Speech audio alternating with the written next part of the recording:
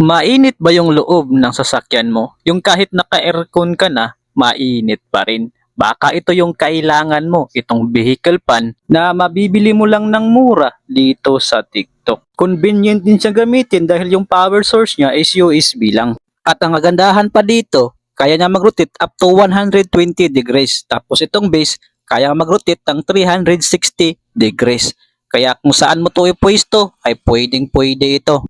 At malakas din yung buga ng hangin na parang naka-electric fan ka rin.